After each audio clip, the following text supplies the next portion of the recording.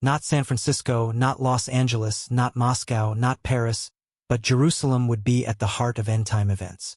Throughout history, the city has been a focal point of religious prophecy and divine intervention. In the darkest of times, God sent hope to Israel.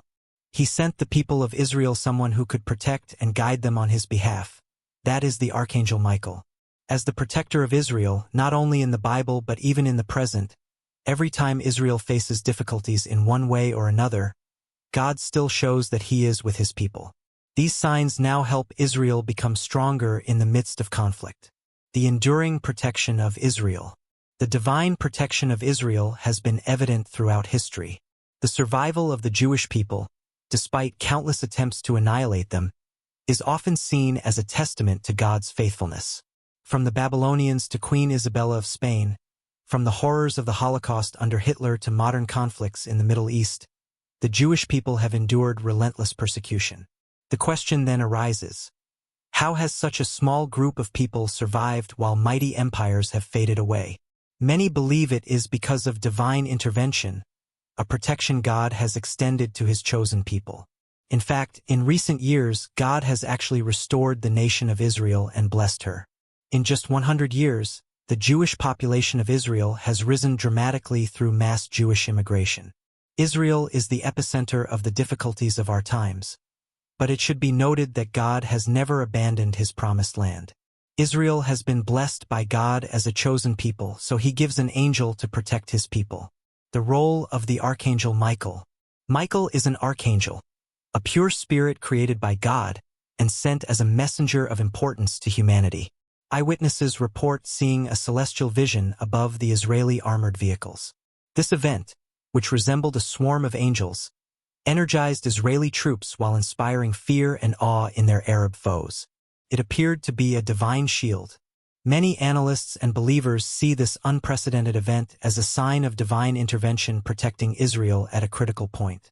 It emphasizes the perseverance of the Israeli people as well as the complexities of geopolitical relations in the Middle East during this turbulent period. Michael's role is not only historical but also prophetic. In various scriptures, he is depicted as a warrior and a protector, standing in defense of God's people. His role in biblical history and his continued protection of Israel form a significant part of eschatological discussions. Biblical and historical accounts. When the Jewish state was born in May 1948, 5 Arab armies, Egypt, Syria, Jordan, Lebanon, and Iraq, immediately invaded Israel. Arab rulers thought they were heading towards an easy victory. They had no difficulty obtaining all the arms they needed. Israel was thought to be a virtually defenseless link. But they were wrong. The Arab armies suffered a humiliating defeat at the hands of a combination of Jewish militias. Of course, we must acknowledge Israel's strength and perseverance, but this must have involved God's intervention.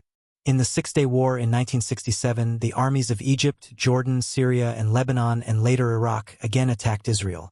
Their goal was to wipe Israel off the map. The Arab armies had huge superiority in armor, aircraft, and troops. In light of this, Israel resolved to make a preemptive strike aimed at destroying the Arab air forces on the ground. After the war, Israel held the Sinai, the Golan Heights, Gaza, the West Bank, and, for the first time in 2,500 years, all of Jerusalem. As in the 1948 war, this rapid military defeat of the Arab armies is attributed in part to the lack of coordination among Arab states. Bible scholars see the defeat as God preparing the way for Christ's millennial rule from Jerusalem.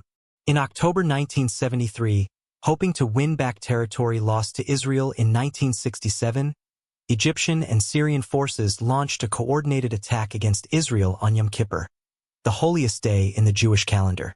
For Jews, Yom Kippur, or the Day of Atonement, is a solemn time of rest, prayer, and fasting, a time of sincere reflection on the state of one's relationship with God.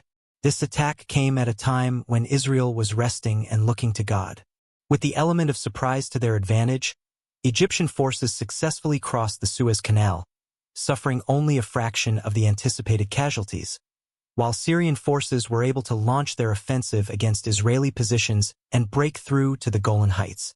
But despite the surprise and consequent heavy losses, Israel, with urgent U.S. help, once again defeated the attack. It seems the God of Israel once more helped Israel, this time when they were unprepared. In early December 2016, a strange storm cloud with dust and rain put a barrier between Israel and ISIS. Reports say the storm stopped on the border of Syria and was unable to enter Israel's Golan Heights area. Many believe God intervened on behalf of Israel to prevent ISIS from entering. The prophecy of the Gog-Magog War. A future example of God's protection will be the imminent Gog-Magog War against Israel. This event will demonstrate to the world that God still protects his people. When Russian-led Islamic armies come against Israel from the north, God has promised to help Israel. But protection is sometimes conditional. When the nation of Israel walked away from their God and protector, these promises seemed not to apply, and Israel was scattered throughout the nations for some 2,500 years. The scenario is similar today. Most of the 8 million inhabitants of Israel do not recognize Jesus as their promised Messiah. So, according to prophecy, in the near future, Israel will go through a time of great trouble. It will be a time of refining for Israel until they recognize their true Messiah. Michael in Sacred Scripture. What important message or task did God give to Michael? To answer that, we must first look at Michael's appearance in Sacred Scripture. The first mention of the Holy Archangel does not appear until the book of Daniel. In it, the prophet has a vision of an angelic being who is identified as the Archangel Gabriel. And I lifted up my eyes, and I saw, and behold, a man clothed in linen, and his loins were girded with the finest gold.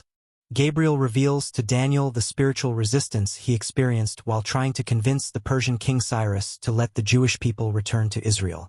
But the prince of the kingdom of the Persians resisted me 112 days. And behold, Michael, one of the chief princes, came to help me, and I remained there by the king of the Persians. In some translations, the word prince is replaced by the word angel, indicating the spiritual battle that was going on. Gabriel was unable to complete the task on his own, and so enlisted the help of Michael. Later in Daniel, the holy archangel returns, this time in a prophetic vision of the end of the world, mentioned in Daniel 12 verse 1. This is the first time we see Michael as one who protects the people of Israel, saving them from their enemies. His name is never mentioned again in the Old Testament, and we do not see his presence directly until the letter of St. Jude. There, he is referenced in connection to an event that occurred immediately after Moses' death. The dispute was a Jewish tradition passed down through the centuries where Michael is seen as a protector of the body of Moses. Michael's most memorable appearance in the Bible is in the book of Revelation, where he is seen as the head of a heavenly army casting a great dragon down to earth. This is described in detail in Revelation 12 verses 7 to 9. This is probably the most powerful view of Michael, showing him as a forceful warrior able to strike Satan down, casting the evil serpent out of heaven once and for all. Based on these scripture passages, it appears that Michael was sent to earth as a protector and warrior. He has the power to defeat Satan and can help protect us from our spiritual enemies. Yet that is not the end of the story. Saint Michael will continue his mission of being present and protecting his people in general and the people of Israel in particular.